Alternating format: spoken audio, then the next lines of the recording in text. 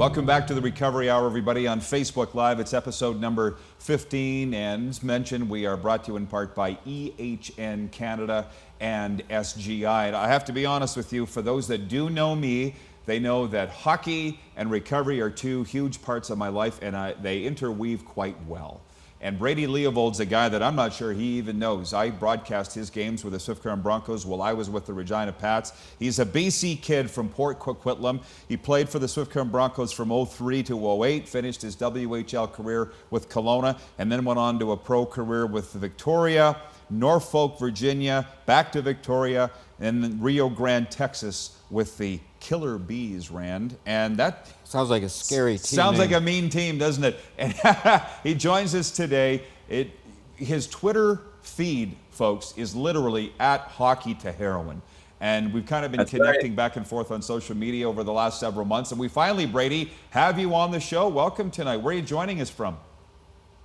I'm in Muskoka, Ontario. How's my internet connection? Am I a little bit shoddy for you guys? You know what? You're actually coming through fine. Sounds perfect. Yeah, the video's a little grainy, but we can hear you great. Your mustache is a little scary, but other than that, we're good. Brady, we got 10 to, oh no, Cadmus is there. There we go. We're good. We got probably about 15 minutes, 15 to 20 minutes with you, Brady. So I can just imagine your story would take far longer than that. But what's your Cole's notes on a guy that started out in hockey, got into some tough times with addiction, and now recovery is your story? Yeah, you know what? Recovery's kind of been my story for the last, I would say, I went into recovery the first time at 22. I'm now 33, and I've had very little success. I'm coming up to 1 year next month away from all the hard stuff, which is no small feat for me. You know, my addiction led me to some pretty dark places, guys. Homeless on Hastings in Vancouver, jail for 3 years. And, things were looking pretty grim. Lots of suicide attempts, a ton of overdoses, not a whole lot of hope, to say the least. And I knew that I needed to make a change, and I didn't really know which direction I was going to go. And I just knew that I needed to get involved with hockey again. So I started a podcast, and hockey has saved my life, Rod. So I would agree with you on that hockey and recovery have intertwined. And that brings me, before we get any further, I only got a few minutes. Anybody watching, if you're involved in the hockey community at all, make sure you check out Puck Support. This is something that I've started but have a lot of help with. This is one of our slogans. It's okay to be not okay. And if you don't mind, I'm just going to peel off this one and show you guys this one, because this one is even cooler. So that's my play on addiction, puck addiction. It's a bunch of us former pros and junior guys that have gotten together, guys like Darren McCarty. I have the support of Danny Probert, Bob Probert's wife, and entire family, and Brent Sopel. The list goes on, and we're just getting ready to sort of do our main launch. But, hockey saved my life once again, and the people of the hockey community have been so great, supporting my recovery and everything I'm doing, Rod. So it's been really good. But, obviously playing for the Swift Current Broncos, I dealt with a lot of mental health. I quit pretty much every year I played because I was just mentally ill. I was sexually abused at a young age, and I never told anybody. I didn't deal with it. And, I carried that with me everywhere I went until just recently. And I, starting to get honest and just cut the crap is really what I needed to do. And that's what I say to people. I got all sorts of time for people. If you really want to get help and you really want to hash stuff out, you got to get honest, because if you're not ready to get honest, you're wasting your time and everybody else's time that's trying to help you. Brady, you are my kind of guy. You are my kind of guy. And I want to order that stuff tonight. So we're going to have to get the link up as to how to do it. Obviously, Rand's got a bunch of questions for you, but I just want to... Can I say one thing? Yeah. Every piece of Puck Support clothing that goes out has a memory of somebody we've lost to different things. On this one, we got Todd Ewan on this one. But it's not just pro guys. I got a database of junior guys that have died from addiction, minor hockey players that have committed suicide. So every single piece of Puck Support clothing that goes out, obviously some of the proceeds go back into our mental health and addiction fund that's overseen by Sandra Murray, who's a licensed professional sports psychologist, works in the OHL and NCAA. It's really exciting. So thank you. I just wanted to show you guys that too. It's an honor for me to be able to do what I'm doing, because I shouldn't be here talking to you guys tonight, if I'm honest, with the amount of times I overdose and the lifestyle I was living. I'm just a grateful guy sitting here, just trying to do the next right thing and try to change the world a little bit with whoever wants to get involved. This isn't about me. It's about the greater good. Well, I'll just tell you, the Twitter feed at Hockey to Heroin is rather jarring. Let's be honest with you. That's the point. Right, to the average person. And I just wonder, I assume it was a gradual thing. At what point did you switch from alcohol to drugs and to heroin? What made that happen? Yeah, so it's interesting because I tell this story. I try to do like you said, the Coles Notes version, but throughout my teenage years and that, I was Brady the hockey player, and hockey players don't do that kind of thing, or so that's what we think. But as I've uncovered, the addiction runs rampant everywhere we go, unfortunately, which includes the hockey world. So I did the average drinking, and I thought it was average, but I was always the one that was staying up later, encouraging everybody else to drink. People are passing out, waking up, and I'm still up drinking and trying to get them to drink again. And I knew kind of early that I had issues. And it was a process. It started with, I'll be honest, it's not an AA or NA meeting, so I can speak a little more candidly, but, because I don't like to trigger people, but it started with ecstasy, and I got into the cocaine. And then, after my last year in the Western League, different junior teams did interventions on me for drinking and drugs and sports psychologists. But it was after my first year pro, or halfway through my first year pro, I was under contract with Tampa Bay, playing Norfolk and back and forth in East Coast League there, American League, and I blew my knee out, and that led me to Oxycontin, and that took me from somebody that thought I was using recreationally now to having to have that every single day, and if I didn't have it, I couldn't do anything else. So it didn't matter about my kids, it didn't matter about hockey, and gradually, I made the switch to heroin because the oxy prescription gets taken away, or you can't find them, and you're in withdrawal, and that desperate feeling. Well, I had seen people using heroin before, and get that away from me. That's heroin. There's no way. Well, guess what? When about a year into oxy addiction, after being around sort of marginalized people and starting to see these things for the first time, even though I had those boundaries set up, the one day when I went to go see my dealer, he didn't have any oxys, but he's smoking heroin, and I was really sick, and he's like, hey, just try this and you won't be sick. And one thing led to another. I think I maybe did 2 pills after that, and I turned into a heroin addict. And that's, I'd say 23 years old. So 10 years ago on the heroin. And about a year after that, I started to use intravenously. And, my arms are still all scarred up. I saw that ad for the tattoo. I need tattoos, man. So to cover up my arms. But, that's part of my life. It's my story. And, if anyone knows the Vancouver area and Hastings, I was homeless on Hastings for 10 months, 9.5 months before going to jail for 2 years, and made the move out to Ontario, where I ended up in jail for another year. And, I just took a chance starting this podcast. My podcast is called Hockey to Hell and Back. And I've had some unbelievable people hop on: Theo Fleury, Sheldon Kennedy, Darren McCarty, Danny Prober, all these guys, Doug McLean. And it's been amazing. It's been therapeutic for me. And it's also been, from the messages I've been getting, especially lately, I'm extremely proud of myself, but I just remind people that what I'm doing is nothing special. I don't have any special powers. I don't have the answers. What I needed to do is get honest and be open and say, you know what, I can't do this on my own anymore. And I never could. And, I used to make all the excuses. I know all the games. I know all the lies and manipulating and all of it. I did it all. I did it, absolutely all of it. Right down to the point where, I was robbing liquor stores to feed my addiction and doing petty crime stuff that, the real Brady Leavold would never do that. I would never do that. And, it's crazy. You just never think it's going to happen to you, Rod. And I think a lot of people can agree with that, whether you're a professional hockey player or a roofer or a firefighter like my dad. I mean, we are all vulnerable to it if we allow ourselves to be vulnerable. And it just happens so quick. All of a sudden, I'm 33 years old. It feels like yesterday I was wearing this jersey, playing on the same line with Jamie Benn in Kelowna, getting ready to start my pro career. And, I was even there the first night, Rod, that his first goal he scored was in Vancouver, and he got me tickets. I'm sitting with his family, and then like 2 years after that, and I was already on the pills then, but 2 years after that, I'm like homeless. And I'm watching all these guys I played with and have success in their pro careers, and that only weighed on things more for me. But I'll tell you what, through puck support, through my podcast, and through all the support that I'm getting, and I'm able to lend my experience now to those and give back. I truly believe in service work in any form. Give back and don't expect anything in return. And the things you will get back are just incredible. We don't have enough time to go into all the fine details about all the amazing stuff that's happened for me and the people around me and everything.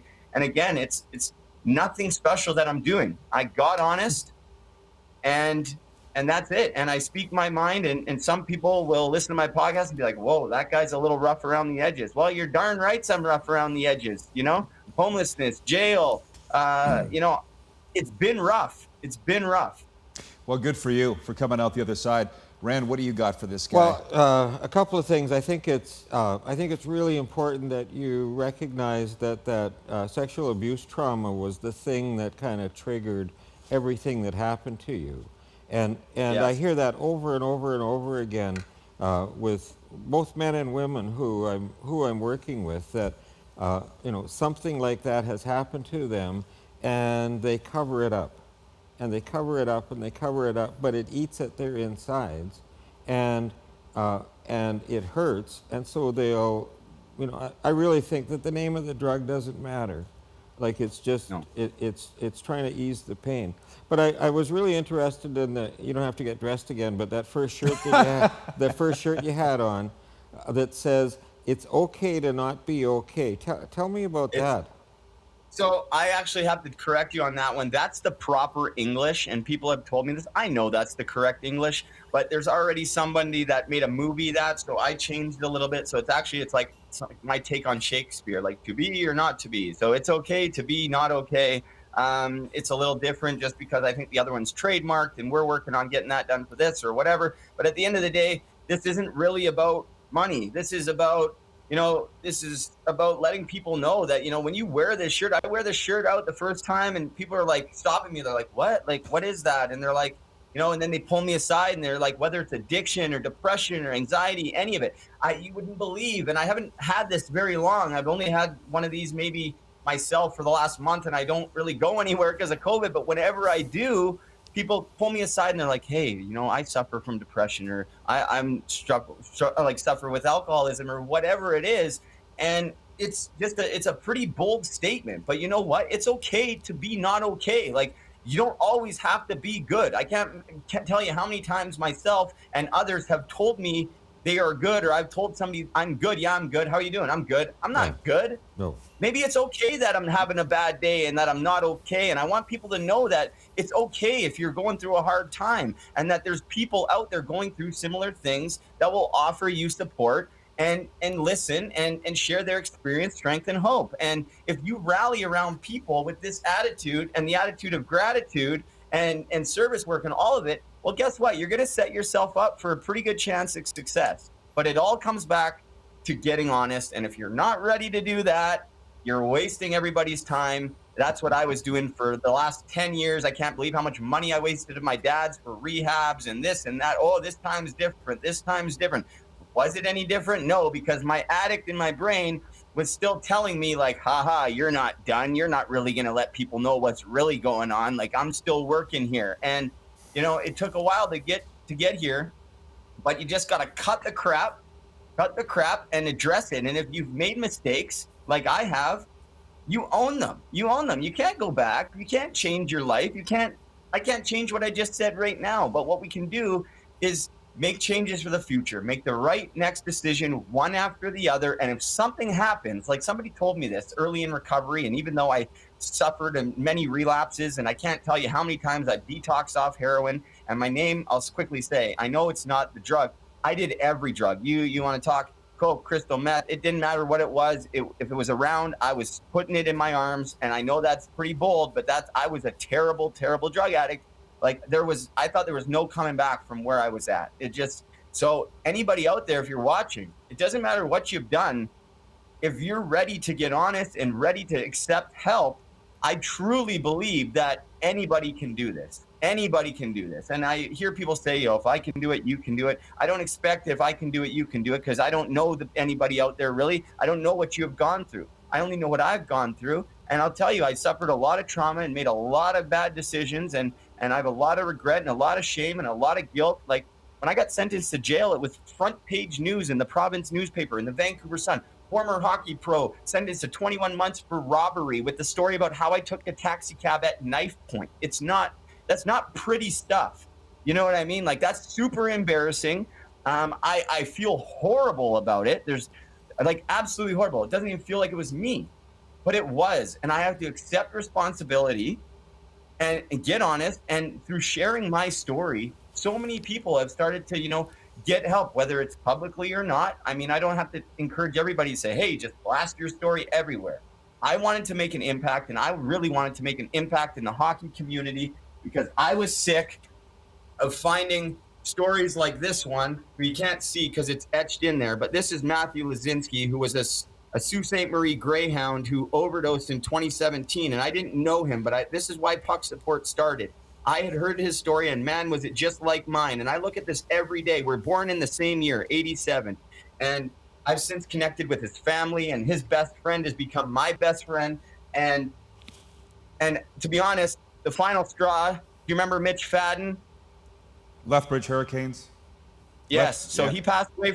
He passed away from an overdose in 2017, and he was my roommate in the American Hockey League and a bunch of other stuff. And so I was trying to get him. Sportsnet did an article on me, and I was like trying to message him, Mitch, where are you? Where are you? Come on my pod. I hear you're doing better. And someone called me. They're like, Brady, you should probably sit down. I'm like, why? What's up? And they're like, Mitch passed away in 2017. And I just learned about this last spring because I was in jail and everything else. I collapsed to the ground.